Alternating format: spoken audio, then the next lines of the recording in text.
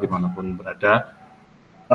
Selamat datang kembali ya di perkuliahan kita setiap hari Kamis ya pukul 7 pagi, yaitu untuk mata kuliah MK3RA ya teman-teman. Dimana tidak terasa ya kita sudah masuk ke minggu ke-6 ya. Jadi minggu ini sudah minggu ke-6, artinya tinggal tersisa 1 minggu lagi di minggu depan untuk nantinya teman-teman menghadapi ujian tengah semester ya, nanti di minggu ke-8 ya. Dan untuk informasi teman-teman ya, sekali lagi saya sampaikan bahwa untuk mata kuliah MK3RA ya, terutama yang dari TSE ya, jadi kita akan melaksanakan UTS-nya itu ya sesuai dengan jadwal perkuliahan ya teman-teman. Jadi nanti akan dilaksanakan hari Kamis ya, tanggal 21 ya, tanggal 21 Maret ya, insya Allah. Dan bagi teman-teman yang dari prodi lain ya, dari prodi luar TSE yang merasa ya jadwalnya bertabrakan, nanti mohon untuk bisa menyesuaikan. Jadi silakan nanti menghubungi saya ya, untuk nanti kita sesuaikan seperti apa nanti teman-teman yang kalau kebetulan ya jadwalnya itu bertabrakan. Oke. Dan ya, nanti UTS-nya ya teman-teman itu akan kita laksanakan secara online. Jadi teman-teman tetap bergabung saja di ruangan ini ya, di Google Meet ini, dan ya kita akan laksanakan UTS-nya insya Allah mudah-mudahan di minggu ke-8. Jangan sampai tidak ikut ya ataupun tidak hadir ya teman-teman, karena ya kalau tidak hadir ya sudah, maksudnya teman-teman tidak mendapatkan nilai nantinya ya, dan tidak ada ujian susulan ya. Jadi sekali lagi dengan saya itu tidak ada ujian susulan ya. Jadi kalau teman-teman sudah terlewat ya sudah berarti lewat.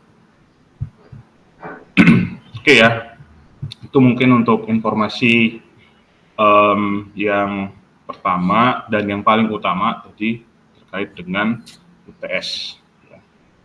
Dan minggu lalu ya teman-teman itu sudah saya berikan ya teman-teman masing-masing tugas untuk mengerjakan terkait dengan risk assessment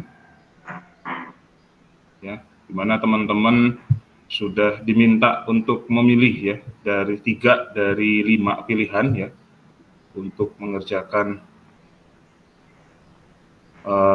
risk assessment. Dan ini ada yang bertanya di komentar, izin bertanya apakah boleh materi di pertemuan pertama sampai terakhir kemarin di-share di GCR karena saya baru masuk kelas ketika PRS Pak. Nah itu ya, jadi sesuai dengan kesepakatan di awal ya teman-teman, bahwa saya tidak men-share materinya ya di luar ya perkuliahan ya. Tapi mungkin kalau yang merasa ya masih kemarin ya tidak mengikuti perkuliahannya ya mungkin bisa menghubungi saya ya. Kalau yang sudah mengikuti dari awal ya sudah, teman-teman harapannya sudah bisa mengikuti ya. Kalau yang kemarin masih masa PRS ya saya tidak tahu siapa saja yang kemarin masih PRS ya. Jadi ya saya anggap ya, saya asumsikan sama saja dengan mahasiswa yang sebelumnya sudah bergabung. Begitu, dan minggu ini kita akan melanjutkan ya untuk materinya masih tentang berkaitan dengan hazard ya teman-teman. Bentar saya buka dulu. Tetapi hazard yang kali ini itu bukan terkait dengan situasi ya ataupun ya masih terkait dengan situasi sebenarnya, tetapi dikaitkan dengan ketika kita mengoperasikan sesuatu ya, atau kita berkaitan dengan suatu sistem yang beroperasi ya. Itu ada istilah hazardnya sendiri ya. Kalau yang kemarin teman-teman lakukan di pertemuan ke berapa ya, 5 kalau nggak salah ya, pertemuan ke-5 itu namanya hazard identification ya, atau HAZIP ya. Singkatannya HAZIP. Nah, kalau di pertemuan kali ini kita akan melakukan yang namanya HAZOP. Ada yang sudah pernah mendengar mungkin istilah terkait dengan HAZOP?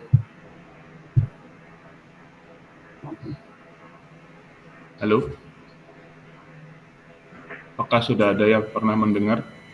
Belum, Pak. Belum, Pak. Nah, sama sekali belum berarti ya? Belum, Pak. Oke.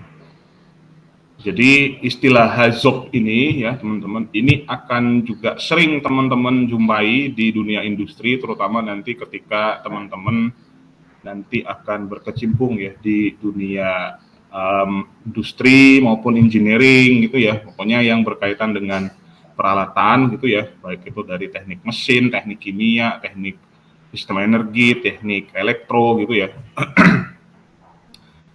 Yang itu dikenal dengan namanya HAZOP. HAZOP itu merupakan singkatan dari Hazard Operability. Ya, jadi HAZOP itu adalah singkatan dari Hazard Operability.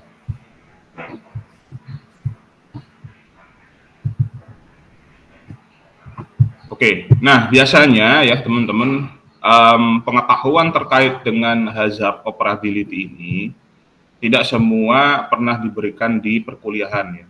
Jadi saya pun mendapatkan terkait dengan HAZOP ini ya ketika saya dulu bekerja di industri ya, dan juga dulu waktu kuliah S2, tapi itu di luar negeri ya. Kalau di Indonesia sendiri, saya sendiri belum pernah ya menemukan yang sudah mencapai ataupun yang sudah mempelajari sampai ke HAZOP. Walaupun ya teman-teman yang kita pelajari ini tidak full ya, tidak full HAZOP-nya ya, tidak full HAZOP study-nya karena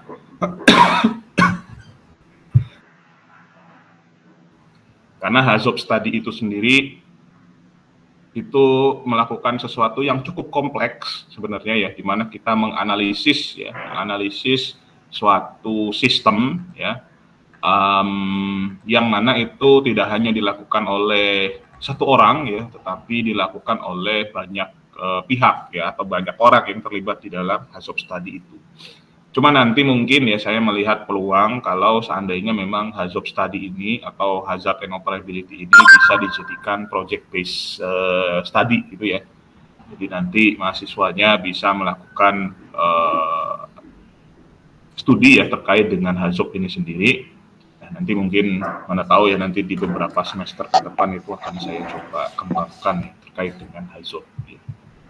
Nah, tetapi di sini ya sekali lagi teman-teman saya berikan teorinya ya, kira-kira gambarannya seperti apa Hazard and Operability itu ya, dan harapannya nanti teman-teman paling tidak ya nanti setelah mengikuti perkuliahan ini teman-teman punya pengetahuan dari yang sebelumnya tidak tahu. Misalnya nanti kalau sudah ini di industri sudah pernah kenal belum dengan HAZOP?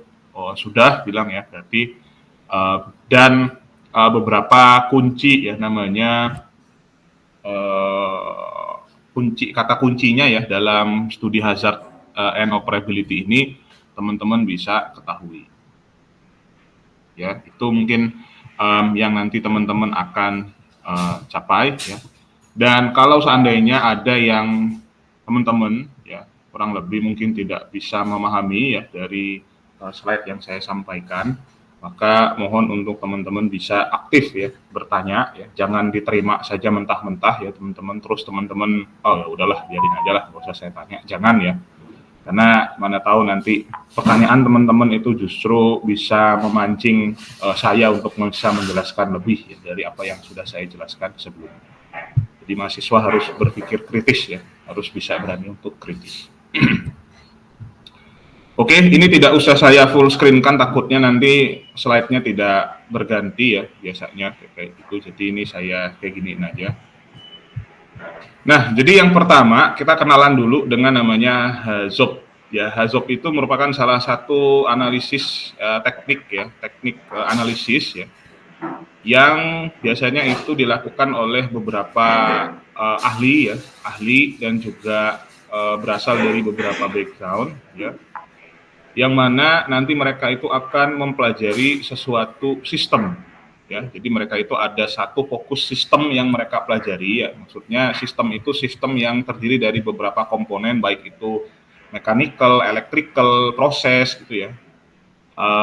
Yang mana nanti sistem itu akan diidentifikasi apa saja kemungkinan hazard yang tersimpan di dalam sistem tersebut. Ya. Jadi kurang lebih itu ya teman-teman pengertiannya. Jadi ini merupakan teknik analisis ya yang sudah cukup umum, populer, bahkan digunakan di beberapa industri. Ya. Biasanya analisis hazard itu dilakukan ya terhadap suatu sistem yang misalnya kita melakukan modifikasi ya. Misalnya kita melakukan modifikasi terhadap suatu sistem yang sebelumnya itu sudah berjalan, terus kita lakukan modifikasi, atau kita lakukan penambahan, atau kita lakukan pengurangan terhadap sistem tersebut, ya. Nah, kita lakukan hazard tadi, ya. Contoh yang paling mudah, mungkin teman-teman kalau yang suka otomotif, ya, misalnya teman-teman melakukan modifikasi terhadap mesin motornya, ya, misalnya teman-teman melakukan bore up, ya. Jadi ukuran ataupun volume dari pistonnya itu ya teman-teman besarkan ya, dengan harapan kan motornya itu semakin bertenaga gitu ya, jadi cc-nya bisa semakin besar dan motornya juga semakin kencang gitu ya. Nah, artinya teman-teman kan melakukan modifikasi ya atau perubahan terhadap sistem yang ada pada motor tersebut ya, dengan tujuan tadi untuk bisa menambah kecepatan gitu ya, ataupun menambah kecepatan dari motor tersebut gitu. Nah, teman-teman ya, sebelum teman-teman menggunakan ya motor yang sudah teman-teman modifikasi tersebut, maka teman-teman harus identifikasi hazardnya. Kira-kira apa hazard yang bisa terkandung ya di dalam perubahan yang sudah teman-teman lakukan tadi. Oke, nah kalau misalnya motornya dimodifikasi terus misalnya menjadi lebih cepat, misalnya hazardnya ya sudah jelas terkait dengan kecepatan ya. Jadi speed itu hazard bagi teman-teman. Jadi yang sebelumnya mungkin bisa melaju hanya sampai 80 atau 100 km per jam motornya, ternyata setelah dilakukan modifikasi terus motornya bisa melaju sampai 140-150 km per jam misalnya. Nah, artinya itu bertambah kecepatannya, bahaya yang akan teman-teman terima ketika melaju dalam kecepatan yang lebih tinggi itu tadi, maka itu juga akan meningkat. Itu satu contohnya. Yang kedua, nah mesin yang sudah dimodifikasi ya di luar dari kondisi pabriknya gitu ya, biasanya cenderung akan lebih rentan untuk bisa rusak ya. Jadi mesin yang tadi ya dimodifikasi tidak sesuai dengan standarnya tadi misalnya, karena mungkin mesinnya itu sudah dibuat sesuai dengan standar mesinnya ya, sudah diperhitungkan itu ya teman-teman. Kita ganti nih dengan atau kita modifikasi sendiri ya, kita bubut sendiri ya dan lain-lainnya gitu, sehingga nanti kita hasilkan mesin yang tadi ya. Nah, ketika kita sudah ubah tadi mesinnya, maka cenderung ya nanti mesinnya itu akan lebih rentan untuk bisa rusak. Rusaknya itu misalnya contoh bloknya itu pecah ya. Jadi engine bloknya atau mesinnya itu ya itu bisa pecah ya. Karena tidak kuat untuk menahan besarnya energi yang dihasilkan dari proses pembakaran di dalam mesinnya tadi. Atau ya kalau bloknya pecah itu rusak, atau bisa juga mesinnya itu ngejim ya, ngejim itu kayak pistonnya itu nyangkut ya, karena tadi misalnya ada perubahan yang diubah tadi yang membuat mesinnya itu dia pistonnya itu nyangkut, nggak bisa bergerak, itu bisa membuat rusak juga gitu ya. Nah, hazard seperti itu ya, nah itu yang harus diidentifikasi sebelum ataupun setelah teman-teman melakukan modifikasi, dengan tujuannya supaya ketika sebelum mesin itu digunakan ya, sebelum motor itu teman-teman gunakan, teman-teman itu sudah bisa mencegah dulu ya, mencegah supaya tidak terjadi sesuatu yang itu tidak diinginkan. Misal tiba-tiba lagi kenceng, mesinnya meledak, misalnya kan orangnya kan jadi jatuh misalnya ya. Nah, itu yang harus diperhatikan. Oke, sampai sini sudah paham ya terkait dengan HAZOP atau pengertian HAZOP sendiri. Nah, HAZOP ini banyak digunakan ya di industri ya, terutama industri yang melibatkan proses ya. Jadi HAZOP ini itu dilakukan terhadap gambar ya sebenarnya, teman-teman. Jadi sebelum kita melakukan modifikasi atau kita setelah melakukan modifikasi itu kita review dulu proses drawingnya, gambarnya ya, gambar dari alur prosesnya itu atau prosedurnya tadi ya. Yang mana ini nanti harus dilakukan oleh beberapa pihak tertentu, misalnya dari bagian mesin, dari bagian electrical ya, kelistrikan, dari bagian proses tadi ya, sehingga masing-masing bidang ilmu tadi bisa memberikan masukan atau bisa memberikan saran terhadap perubahan yang dilakukan. Oke. Nah, apa sih untungnya ketika kita melakukan HAZOP? Jadi di dalam studi HAZOP itu nanti ya, orang-orang yang terlibat itu akan melakukan meeting ya, mereka akan banyak sekali melakukan pertemuan ya, dan juga melakukan diskusi ya terkait dengan perubahan ataupun sistem baru yang nanti akan diterapkan ya. Di mana di sistem baru yang akan diterapkan itu ya akan dipelajari ya, dan setiap kemungkinan yang terjadi, misal ada perubahan lain yang harus dilakukan atau misalnya ada penambahan alat tertentu yang harus dilakukan demi mencegah terjadinya bahaya tadi itu ya. Nah, itu yang akan dirumuskan atau dikumpulkan dari kegiatan HAZOP study ini tadi ya. Nah, di dalam studi HAZOP ya atau di dalam kegiatan diskusi ini tadi, setiap pihak itu harus secara kritis ya, harus secara kritis untuk bisa memberikan pendapat ya, ataupun memberikan pandangan ya, terkait dengan modifikasi ataupun perubahan yang dilakukan itu tadi ya. Jadi jangan sampai dipilih orang-orang yang sifatnya itu tidak kritis ya, atau orang-orang yang memiliki critical thinking-nya itu lemah ya. Dimana kalau dia orang yang sifat kritisnya itu tadi rendah dan juga critical thinking-nya itu juga lemah, maka dia akan kesulitan untuk bisa mendeteksi ataupun dia akan kesulitan untuk bisa mengikuti jalannya proses HAZOP ini tadi, HAZOP study ini tadi. Nah, teman-teman yang sudah memiliki kemampuan untuk bisa mengidentifikasi hazard, ya, biasanya orang yang punya sense of safety-nya itu ya, safety awareness-nya tinggi. Nah, itu biasanya yang akan dilibatkan di dalam HAZOP study.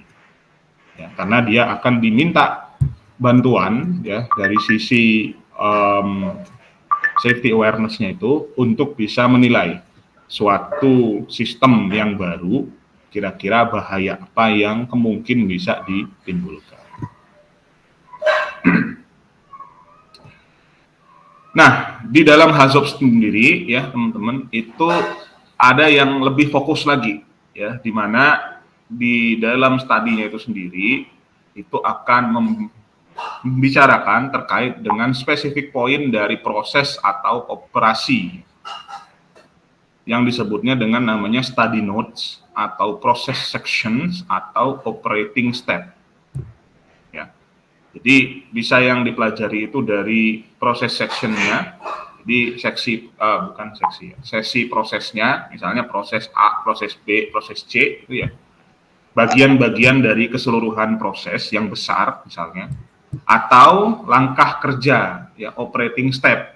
Nah, operating step-nya itu yang harus dipelajari. Ya. Nah, HAZOP tim tadi ya itu akan mempelajari ataupun menilai ya, dari setiap section tadi ataupun setiap tahapan itu tadi, kira-kira potensial hazardous-nya itu seperti apa ketika terjadi yang namanya proses deviation. Ya. Proses deviation itu adalah perubahan parameter yang terjadi di dalam proses.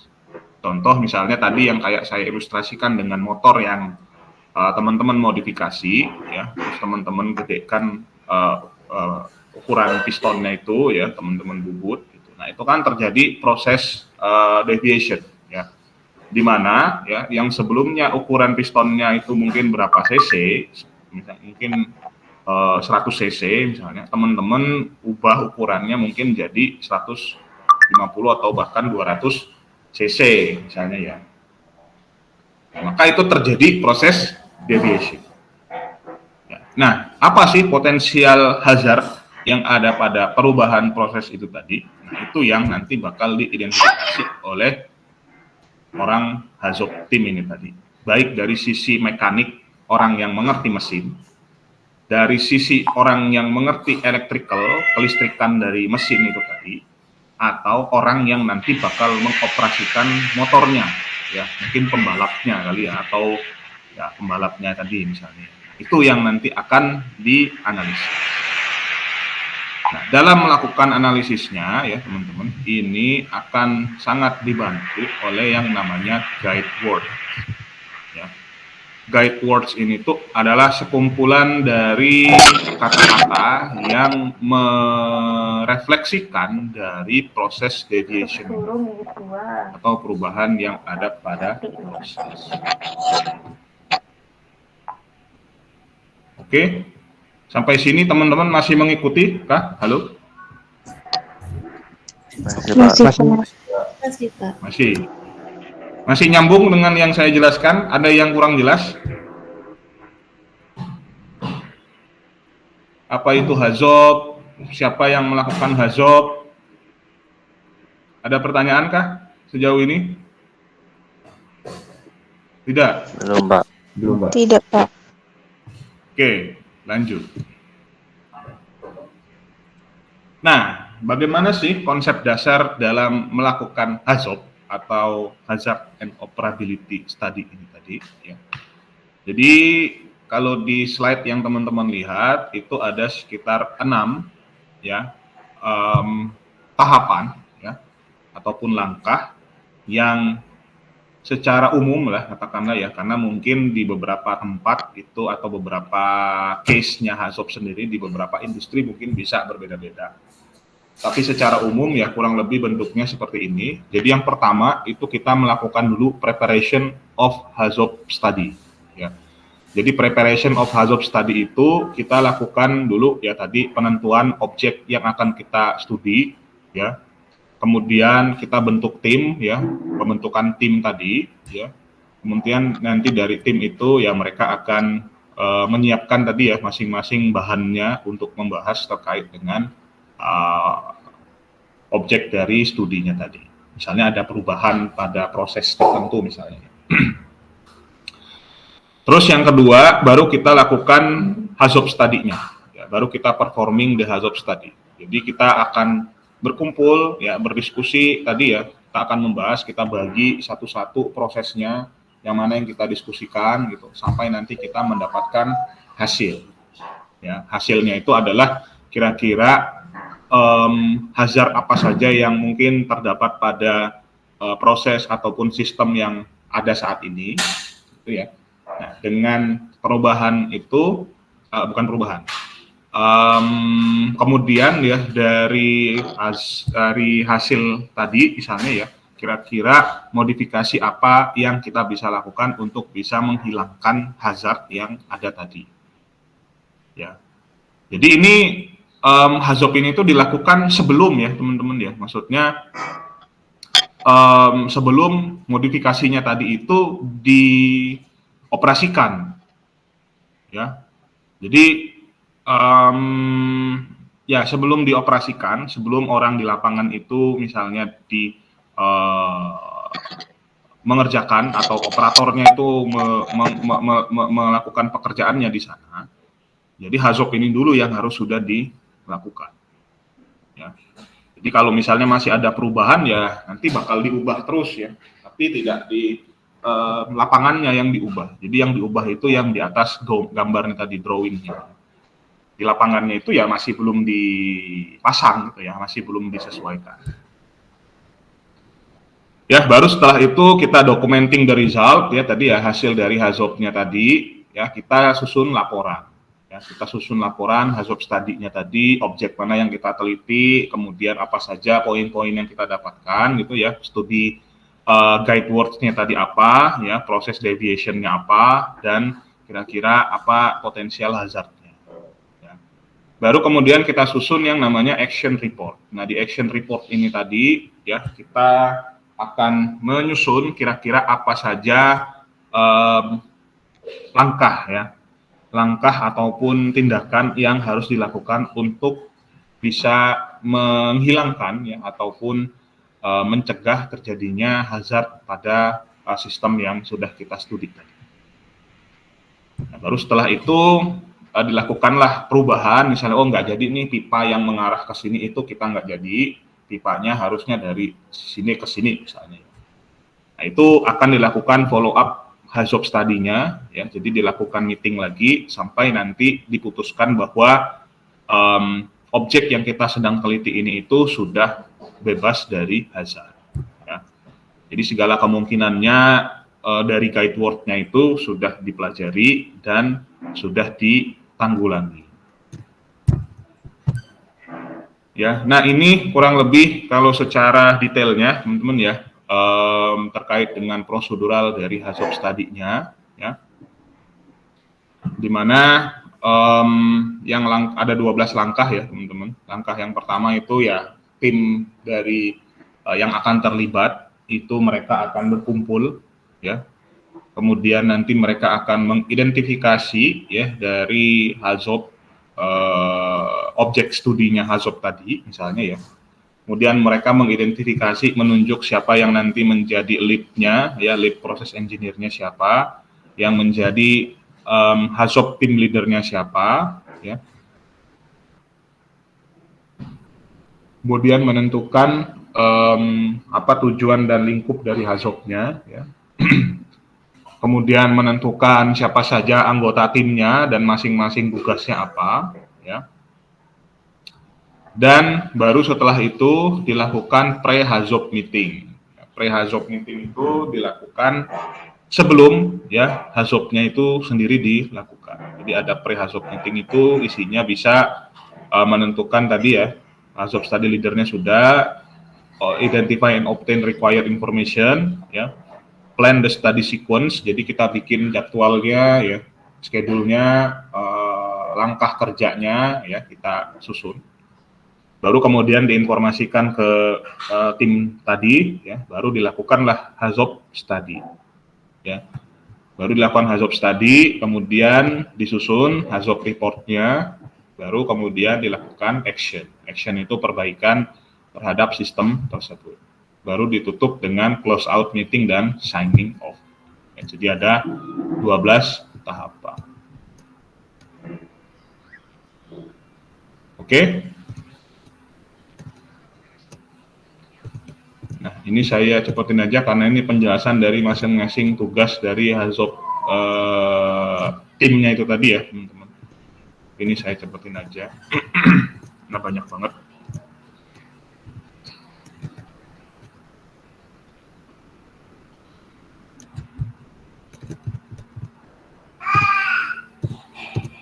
Nah, ini ya. Jadi tadi sebentar ya, teman-teman.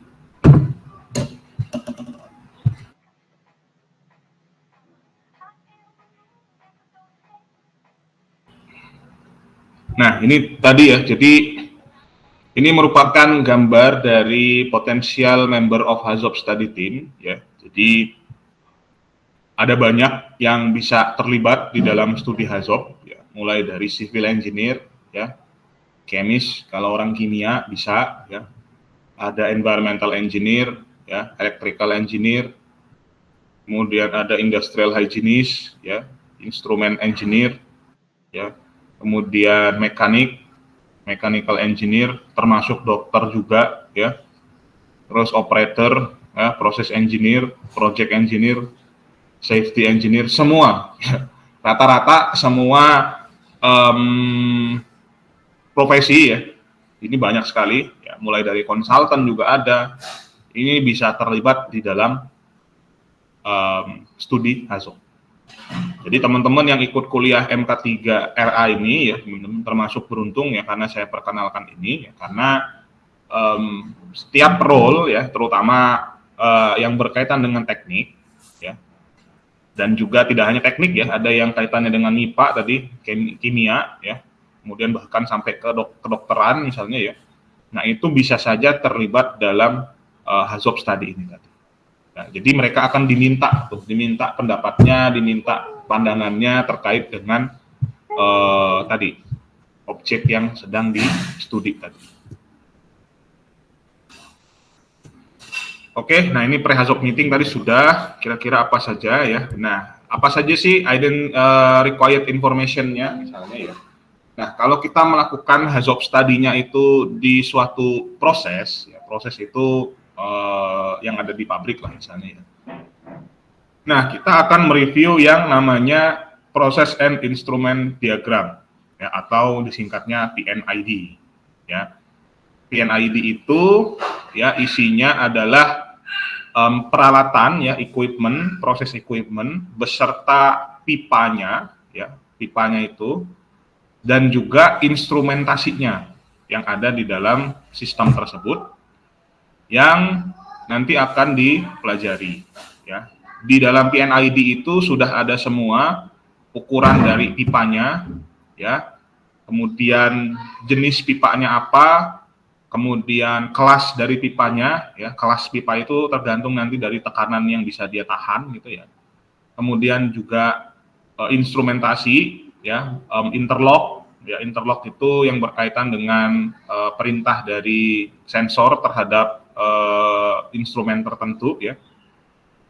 Kemudian terkait dengan apa ya, hal lain yang mungkin masih belum tertulis. Nah, saya coba tunjukkan ya yang informasi ya terkait dengan PNID ini. Mungkin teman-teman ada yang sudah pernah lihat atau mungkin ada yang belum pernah lihat. Saya coba tunjukkan sebentar.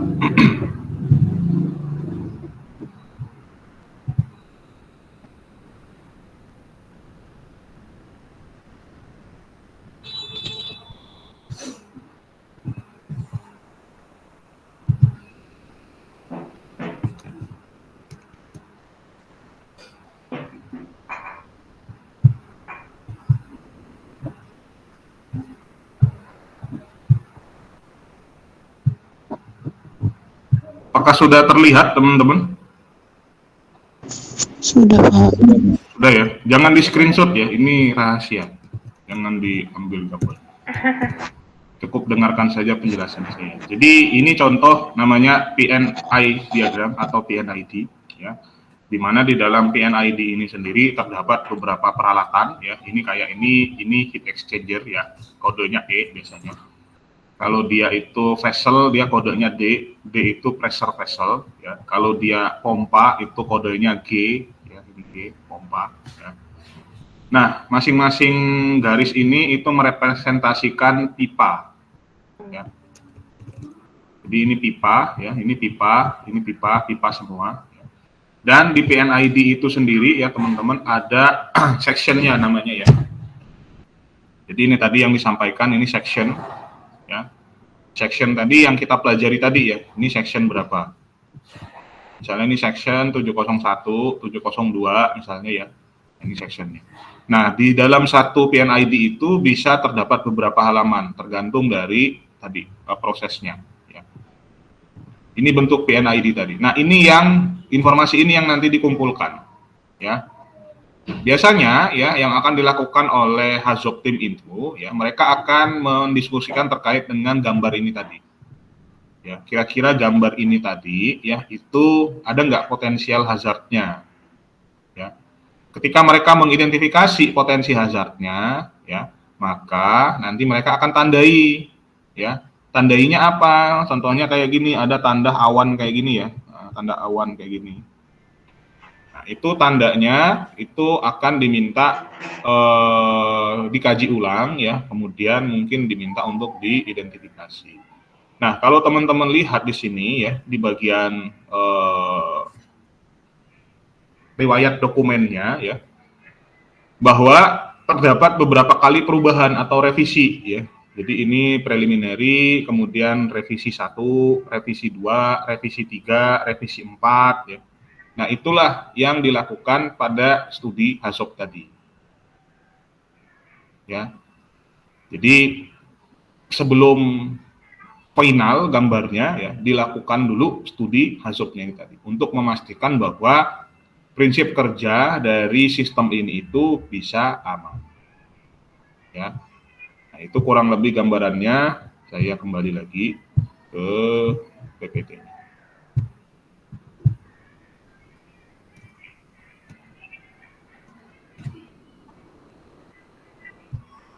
Oke, nah jadi PNID tadi sudah ya, lihat bentuknya, di situ sudah ada jenis pipanya, ukuran pipanya sudah ada, tadi teman-teman bisa lihat ya.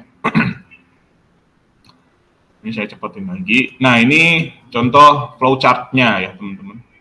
Jadi diagram alirnya dari pekerjaan untuk HAZOP study tadi.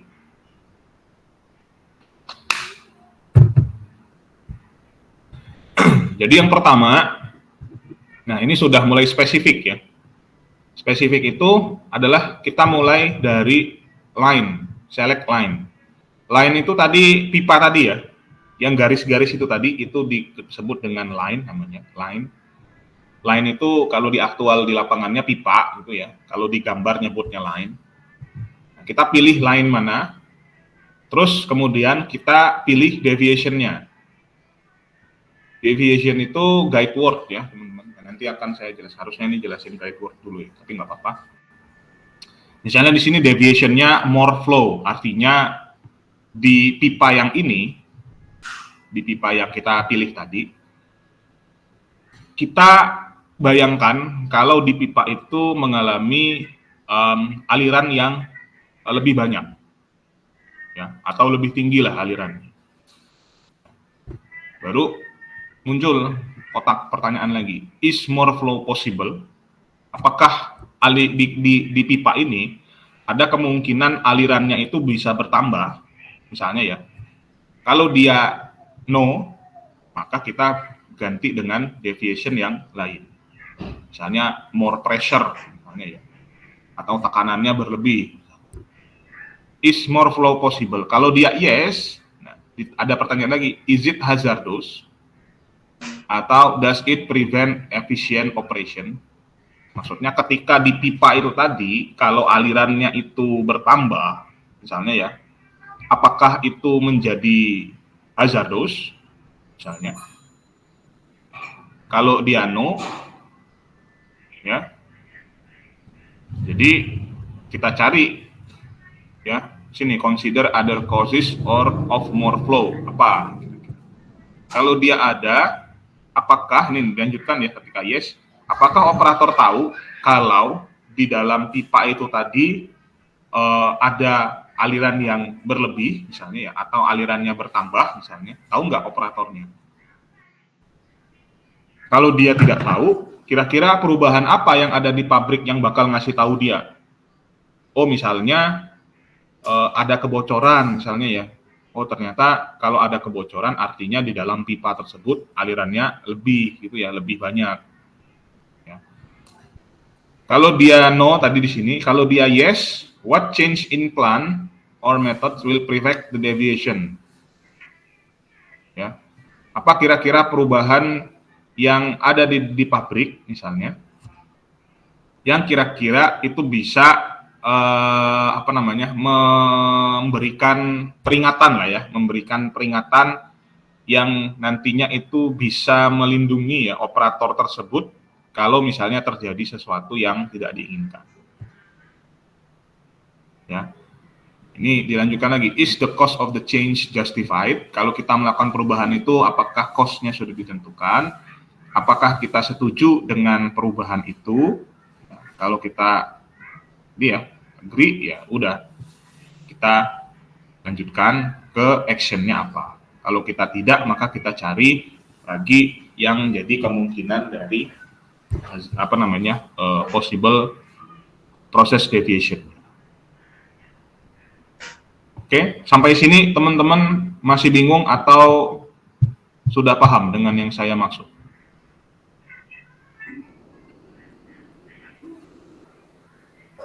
Halo? Tolong berikan komentarnya. Sudah paham atau masih bingung dengan yang saya maksud? Kalau masih belum paham, silahkan bertanya.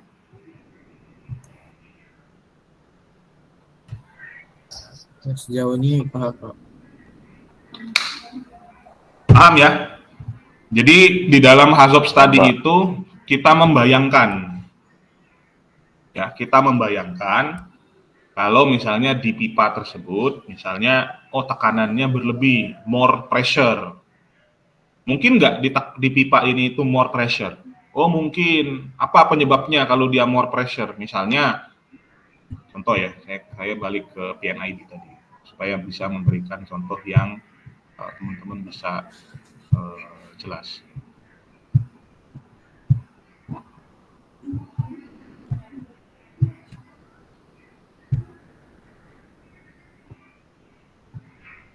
Nah, ini saya ambil contoh. Select the line. Nah, ini ya. Misalnya line-nya ini ya beda-beda ya, teman-teman. Misalnya yang ini 702P05, dia dari vessel yang ini menuju ke suction pompanya. Ini suction pompa, ya. Ini pipanya, ukurannya 5 inci, ya. Pipe class-nya 150 itu pipe class-nya tekanannya ya. JH itu jenis pipanya, JH itu carbon steel, ya. Jadi JH itu jenisnya pipanya carbon steel, JH01 ya, ini jenisnya carbon steel. 150 itu pipe class-nya. Pipe class 150 itu untuk tekanan maksimal di 6 bar. 6 atau 7 bar ya kalau nggak salah ya. Jadi nanti di dalam pipa ini harusnya mengalir tekanan yang di bawah dari 6 bar itu tadi misalnya ya. Lebih lupa saya. Kalau pipa 150 itu ya kita anggaplah mungkin 10 bar ya. 10 bar gauge ya, teman-teman. Nah, artinya di dalam pipa ini ya harusnya itu mengalir aliran ya. Aliran dengan tekanan itu maksimal di 10 bar. Ya. Kalau ternyata misalnya ya, nah ini tadi kita andaikan. Jadi kita ambil line-nya, select line misalnya 702P06 ini tadi. Ini pipanya ukuran 3 inci. Ya, pipe class-nya sama 150 JH ini ya. Ada kemudian ya, kita tadi select deviation-nya more pressure. Ada nggak kemungkinan di pipa ini itu more pressure ketika tekanannya naik? Ada nggak kemungkinannya menurut teman-teman? Ada, Pak. Ada. Gimana kemungkinan tekanan di dalam pipa yang ini itu bisa meningkat tuh gimana?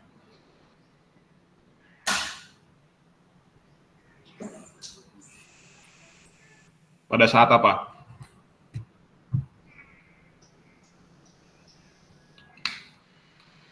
Maaf Pak, kursornya kurang kelihatan Pak.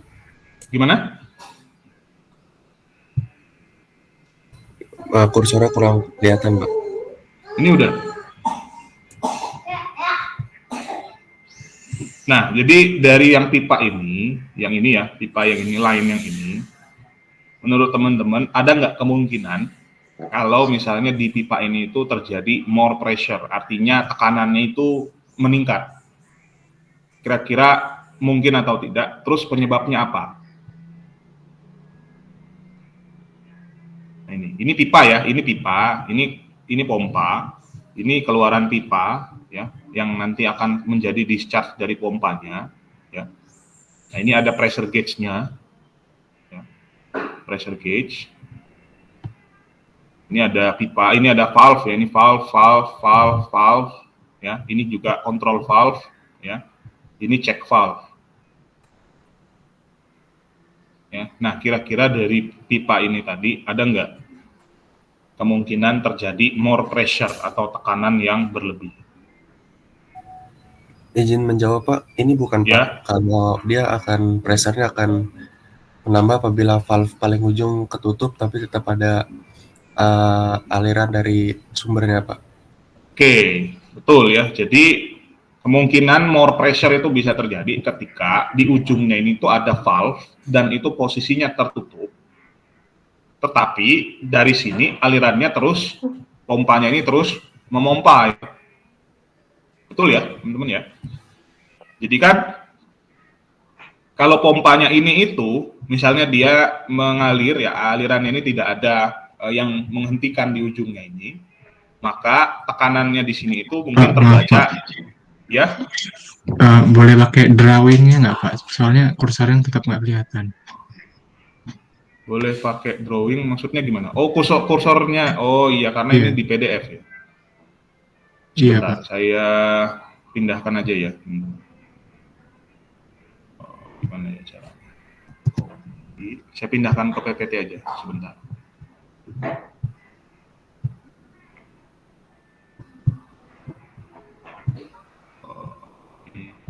Slide.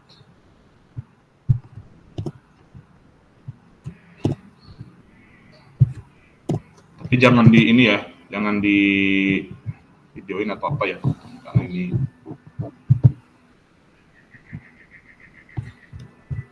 Ini udah kelihatan belum? Belum di share ya, sebentar.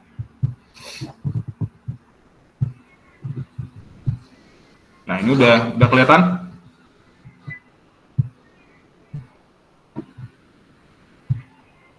Ini saya full screen kan? Apakah sudah terlihat?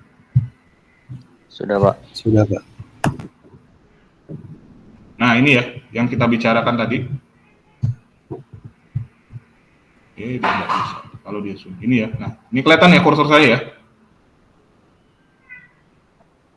Kelihatan nggak? Terlihat, Pak. Ini ya.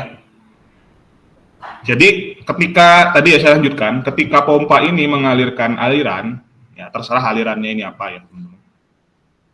Kemudian ya kita ibaratkan kalau dia mengalirnya ini lancar ya, tekanannya itu mungkin di angka 7 bar, ya misalnya ya 7 bar. Ya.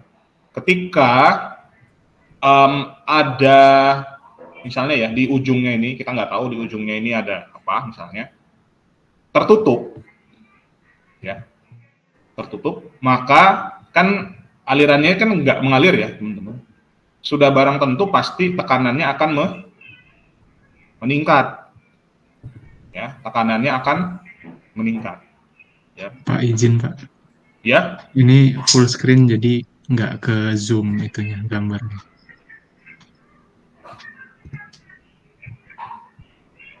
Kalau dia ini saya tadi full, oh ini ya. Kalau ini kelihatan ya. Kalau saya full screen tadi nggak kelihatan ya. Nah ini ya, ini kelihatan jelas. Terlihat, Pak. Iya Pak. Oke, jelas ya. Nah ini tadi ya, saya lanjutkan ya. Jadi ketika di ujungnya ini tadi tertutup, ya, maka proses deviation-nya tadi terjadi. Maka dia akan more pressure, ya, more pressure. Sekarang pertanyaannya, ketika terjadi more pressure, apakah operator bisa tahu di lapangan kalau di dalam pipa ini itu terjadi more pressure?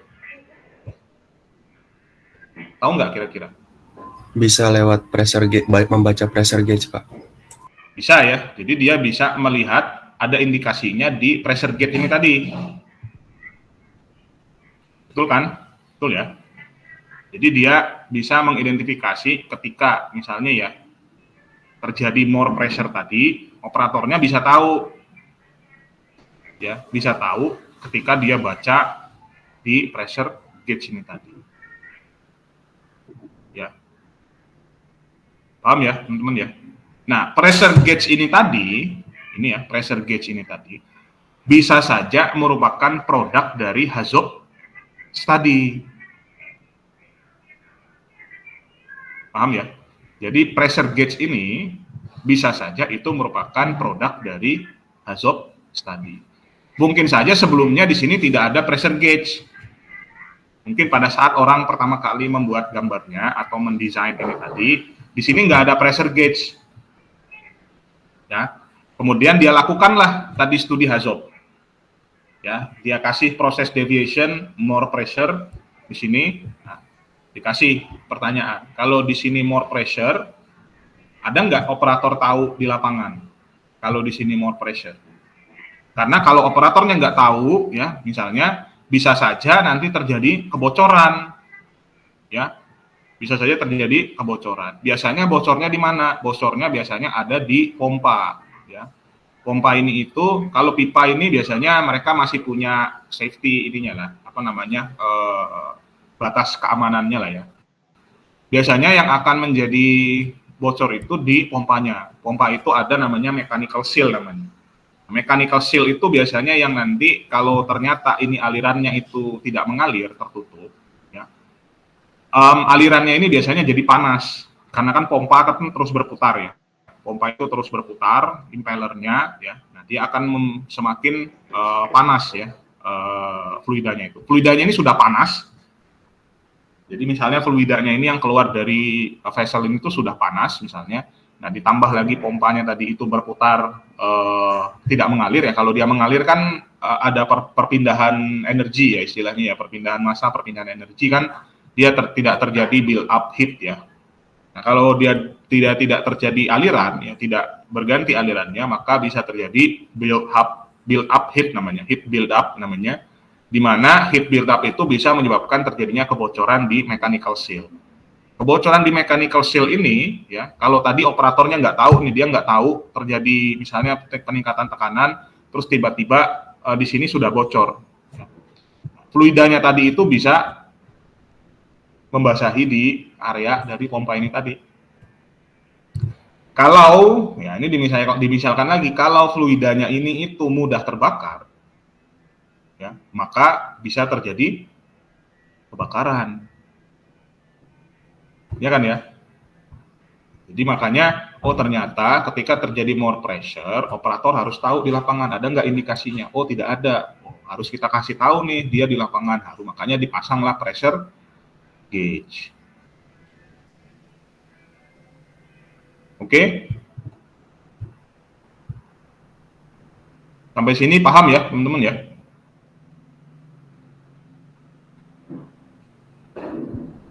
Paham tidak? Tambah. Paham. Tambah.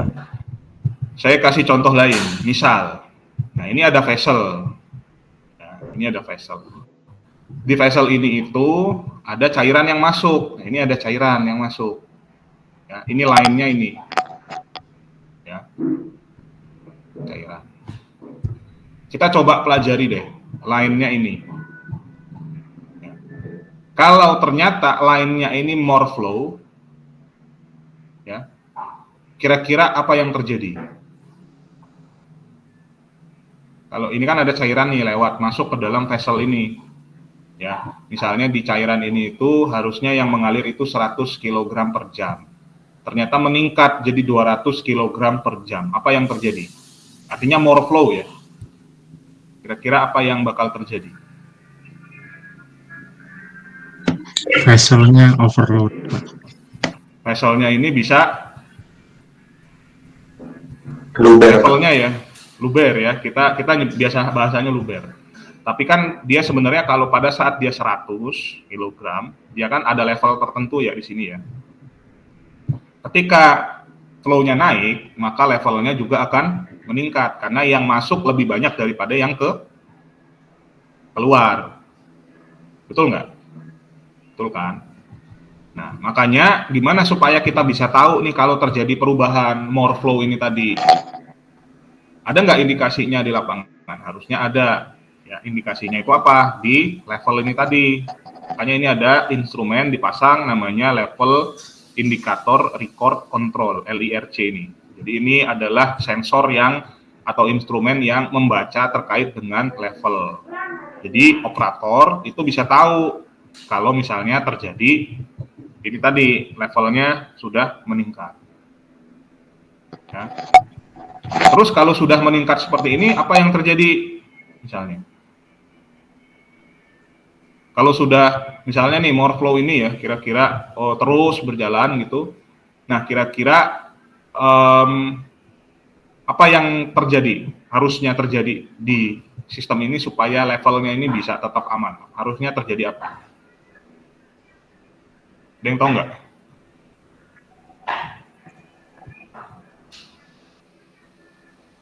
Apa yang harusnya terjadi ketika misalnya aliran ini terus masuk ya dalam jumlah yang besar gitu, terus ini levelnya meningkat terus kan ya. Nah, apa yang seharusnya terjadi selanjutnya? Atau apa yang harus kita lakukan selanjutnya?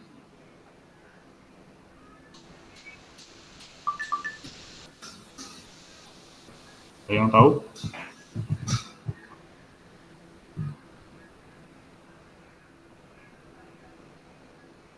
Seharusnya dia akan memerintahkan ya. Makanya level indikator ini tadi dia bukan hanya mengindikasikan saja. Kalau dia hanya level indikator, dia cuma indikasi saja, sama kayak ini PI.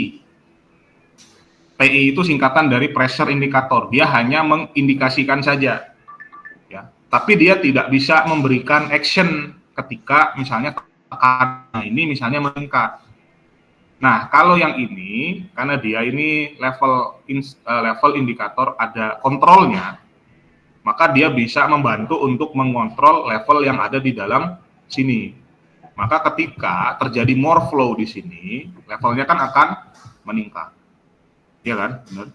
Karena dia ini punya kontrol, ya. Nah, ini teman-teman lihat, dia punya garis putus-putus ini namanya garis electrical.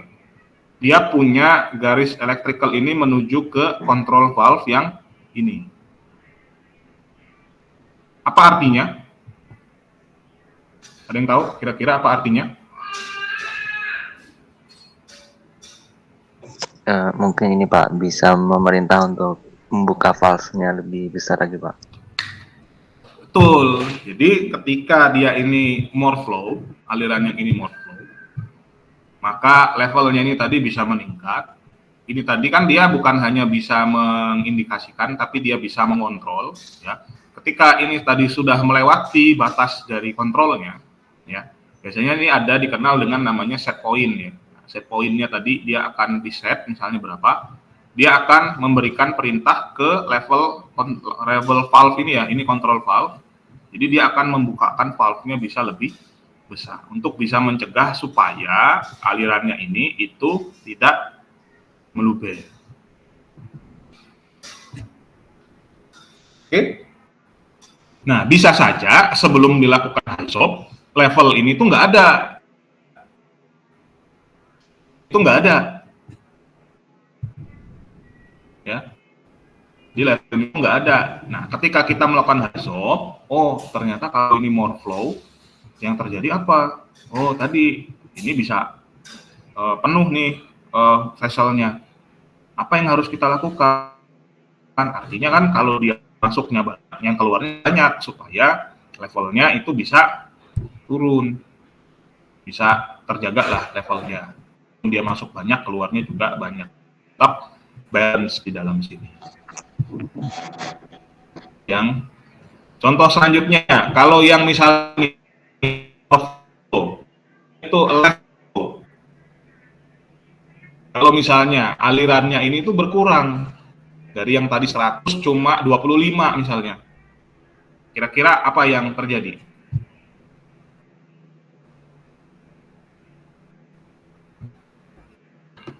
Menurut teman-teman, kalau alirannya tadi ini berlebih, misalnya dari 100 jadi 200 kan levelnya naik. Kalau dia berkurang,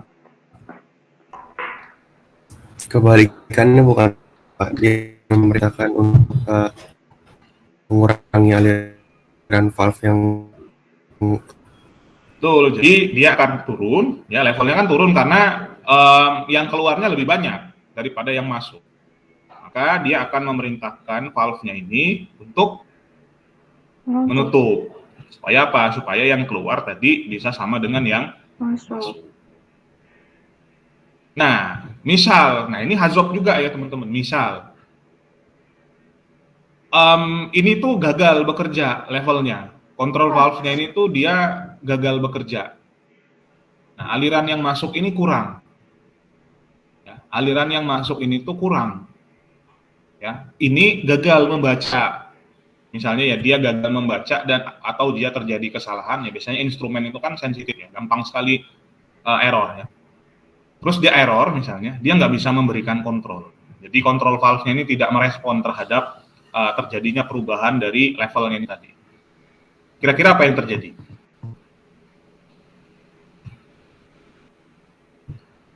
Kira-kira apa yang terjadi?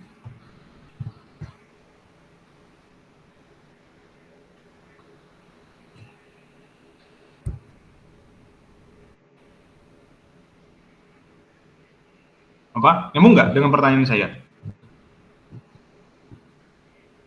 Nyambung, Pak. Nyambung ya? Kalau misalnya tadi, ini alirannya berkurang, ternyata ini error, dia nggak bisa memerintah. Kira-kira apa yang terjadi?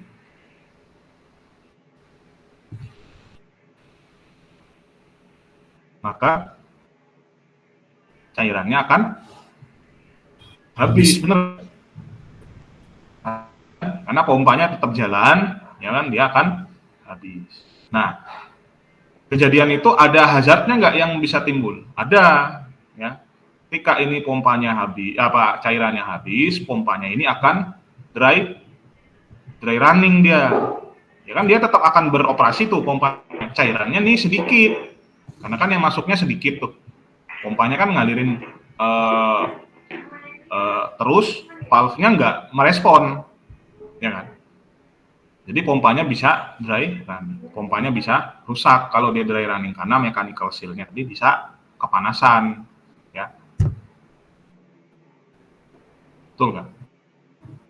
Jadi apa yang harus kita lakukan? Nah, makanya di sini hasil dari hazardnya misalnya ya dipasanglah namanya ada sensor di sini. Nama sensornya apa? Switch alarm. Jadi ini ada level switch alarm low, ya, singkatannya, di mana dia dipasang di bagian pipa ini tadi, ya. Koneksinya kemana? Dia koneknya ke garis putus-putusnya ke pompa. Apa maksudnya? Ya, jadi logiknya atau logikanya ini, proses logiknya itu, jadi ketika cairannya ini kosong atau tidak ada aliran yang lewat lagi di sini, atau misalnya sensor ini mendeteksi bahwa alirannya ini, pipanya ini kosong, ya, maka dia akan mengirimkan perintah ke pompa untuk bisa mati. Jadi otomatis nanti kalau dia ini misalnya nih, ini failure ya, ini gagal memberikan respon, ya, cairannya tetap keluar, kita masih punya satu penyelamat. Ya. Penyelamatnya itu adalah level switch alarm low. Ketika cairannya tadi itu kosong, lewat sini kosong kan, maka dia akan memerintahkan untuk pompa ini mati. Mati pompa. Sehingga pompanya ini tadi tidak sempat untuk dry running tadi, ya, tidak sempat untuk kering, ya. Kavitasi pompanya, ya, kalau teman-teman pernah dengar istilah kavitasi, pompanya tidak sempat untuk kavitasi, ya. Jadi dengan tidak adanya dialirkan ke tempat lain, ya, maka lama-lama dia akan mengisi, ya, mengisi lagi, ya kan. Nah, baru kita cari apa penyebabnya ini less flow tadi. Oke, jadi yang instrumen kayak level switch alarm low, level indikator record control, pressure indikator misalnya, ya, itu bisa menjadi produk ataupun hasil dari HAZOP study. Oke, sampai sini sudah paham ya teman-teman?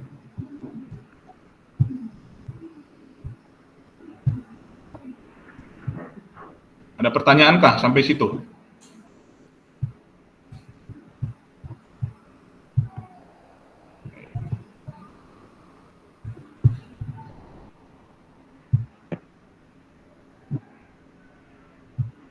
Kalau belum ada, gitu. Kalau belum ada, tidak apa-apa, direnungi dulu, diresapi dulu, ya.